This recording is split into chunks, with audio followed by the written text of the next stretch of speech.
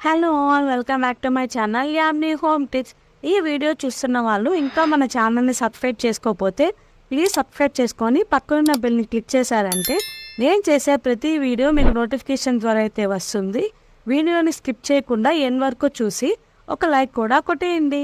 ఇక లేట్ చేయకుండా వీడియోలోకి అయితే వెళ్ళిపోదాం. ఈరోజు వీడియోలో ఒక healthy and tasty sweet recipe boondi laddu ఎలా చేసుకోవాలో చూపించబోతున్నాను.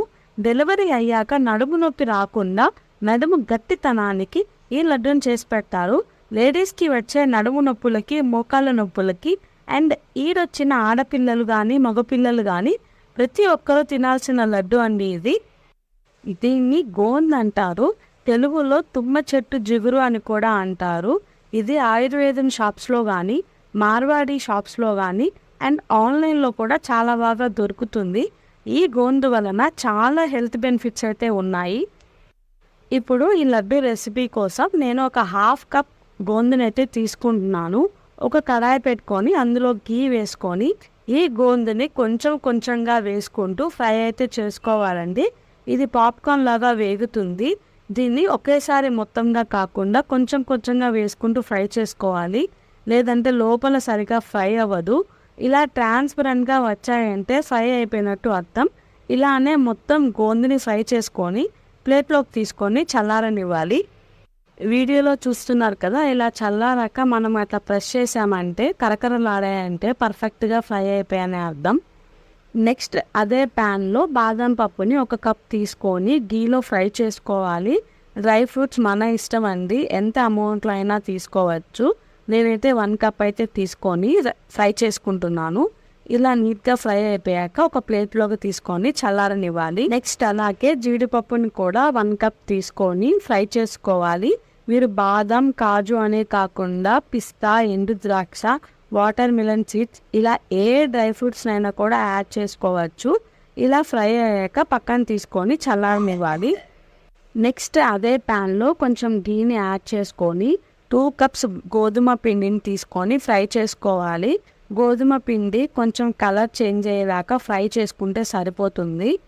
నెక్స్ట్ ముందుగా మనం ఫ్రై చేసి పెట్టుకున్న బాదం, జీడిపప్పు అండ్ గోందుని మూడింటిని మిక్సీ అయితే పట్టుకోవాలి. మనం గోందుని స్మాష్ కూడా చేసుకోవచ్చు, బట్ ఎంత స్మాష్ చేసినా కూడా కొంచెం మెత్తగా అయితే అవ్వదండి అది. అందుకని మూడింటిని కలిపి మిక్సీ అయితే పట్టేసుకుంటున్నాను.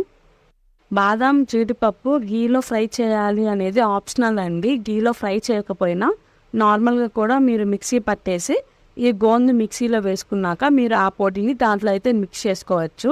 బట్ గీలో ఫ్రై చేయడం వలన టేస్ట్ అనేది చాలా బాగుంటుంది.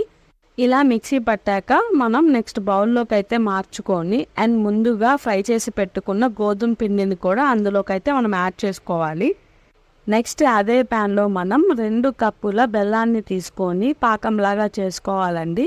ఒకవేళ మీ దగ్గర కానీ బెల్లం పొడి కనుక ఉంటే ఇప్పుడు మనం కలిపిన పొడిలోనే బెల్లం పొడిని కూడా యాడ్ చేసుకొని గీ వేసుకొని లడ్డులాగా చేసేసుకోవచ్చు. ఆర్ మీ దగ్గర బెల్లం పొడి లేదు అంటే ఈ ప్రాసెస్ని అయితే ఫాలో అవ్వండి.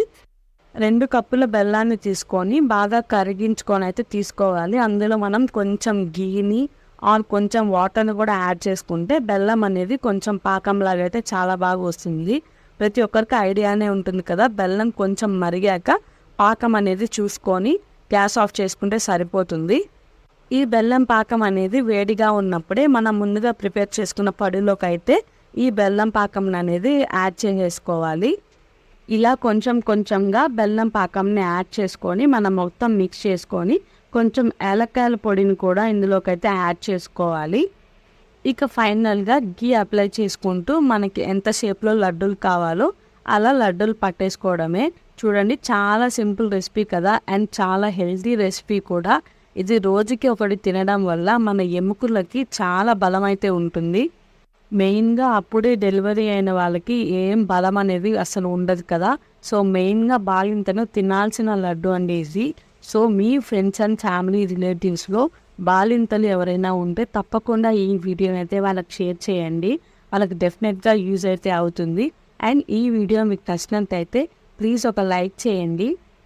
అండ్ ఇంకా ఈ వీడియోని చూస్తున్న వాళ్ళు మన ఛానల్ని సబ్స్క్రైబ్ చేసుకోకపోతే ప్లీజ్ సబ్స్క్రైబ్ చేసుకోండి. నెక్స్ట్ మళ్ళీ సూపర్ వీడియోతో అయితే మీ ముందుకు వస్తాను. అంతవరకు thank you for watching the video. Bye.